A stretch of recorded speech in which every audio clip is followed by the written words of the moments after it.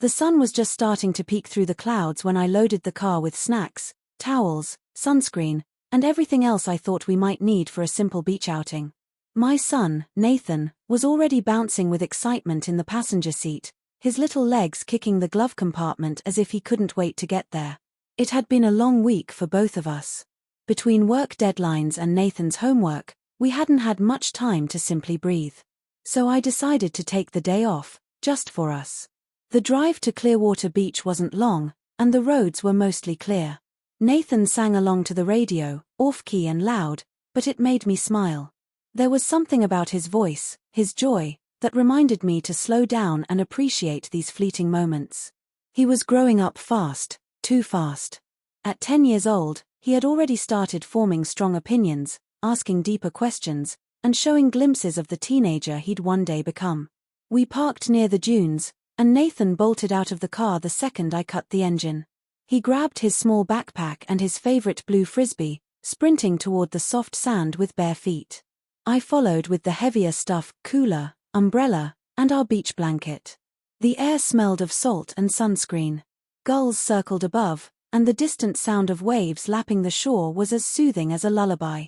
It didn't take long before we were set up in our spot. I watched Nathan chase waves and run back when they got too close, laughing each time the foamy water caught his toes. I laid back on the blanket, letting the warmth seep into my skin, content just to watch him play. This was all I needed. About an hour in, Nathan called out to me, waving frantically from a spot further down the beach. I stood, brushing off the sand, and jogged toward him. I thought maybe he found a cool shell or wanted me to take a picture. Instead, he pointed toward the water, his face unusually serious. "Mom, there's a dog out there. I think it's stuck," he shouted. I turned to look. At first, I didn't see anything. Then a flash of brown fur bobbed above a small wave. It was far out, too far for a dog to be swimming safely. The poor animal was struggling, being pulled by the current, barking weakly. I looked back at Nathan, who had already kicked off his shirt and was preparing to dash into the water. "Nathan, no," I said, grabbing his arm. "It's dangerous. But we can't just let it drown," he protested. His eyes were wide and pleading. I looked around, hoping for a lifeguard or someone stronger and faster than either of us. But our section of the beach was relatively quiet. Most of the people nearby were older or distracted, and no one else seemed to have noticed. I hesitated for just a moment before making a decision. "Okay," I said, kneeling to his level. "But we're going together. Stay right next to me, and if I say stop, you stop. Got it?" He nodded furiously, his face a mixture of fear and determination. The water was colder than I expected. As we waded in, the tide tugged at our legs, making every step a struggle. Nathan stayed close, just like I'd asked. I could see the dog more clearly now, a medium-sized Labrador with a bright red collar, its movements becoming slower. We pushed forward, every muscle in my body fighting against the pull of the ocean. When we finally reached the dog, Nathan reached out and grabbed its collar without hesitation. The dog whimpered, clearly exhausted. I helped support its body, guiding Nathan to hold onto its back as we turned around and began the grueling task of getting back to shore. We were about halfway when I realized just how hard it would be. The weight of the dog, the force of the water, and the fear that we might not make it all hit at once. But Nathan didn't falter. He kept talking softly to the dog, encouraging it, encouraging me. "We're almost there, buddy. You're doing great. Just a little more."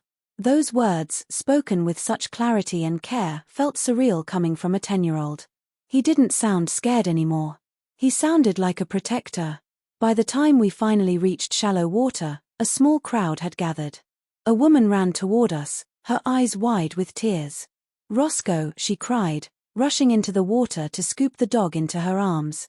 She hugged him tightly, thanking us over and over. She explained that he had slipped off his leash and bolted into the waves before she could catch him. I was too winded to say much. Nathan, on the other hand, stood there like it was just another day. He gave the woman a thumbs up and said, "He's a strong swimmer." Back at our blanket, I wrapped us both in towels and poured water from the cooler into our cups. I stared at my son, this little boy who had just helped save a life, and I couldn't stop smiling. He looked up at me and grinned. That was kind of awesome, huh? Kind of. I laughed. That was amazing, Nathan. He blushed a little but quickly changed the subject. Can we build a sandcastle now? As the afternoon wore on, we did just that. Our sandcastle was lopsided and crumbling, but we didn't care. Nathan told me stories about what the castle could be: a secret fortress, a dragon's lair, a home for brave sea dogs. Every grain of sand, every giggle, felt like it had more meaning than before. Later, as we packed up to leave, the woman with the dog came by again. She had Roscoe on a tighter leash and brought us 2 smoothies from the beachside cafe as a thank you gift. We accepted gratefully, and she thanked us once more, this time with tears in her eyes. You saved my best friend, she whispered. Driving home, Nathan finally started to doze in the back seat, his head resting against the window. I glanced at him through the rearview mirror, overwhelmed by the quiet strength he had shown that day. It wasn't just about the dog. It was about the instinct to care, to help, and to act when no one else would. He hadn't hesitated. In a moment where most people might freeze, Nathan had jumped into action and inspired me to follow. That night, after dinner and a long warm bath, Nathan curled up next to me on the couch. We didn't turn on the TV. We just sat there, the 2 of us, wrapped in a blanket and the kind of silence that only comes after something truly meaningful.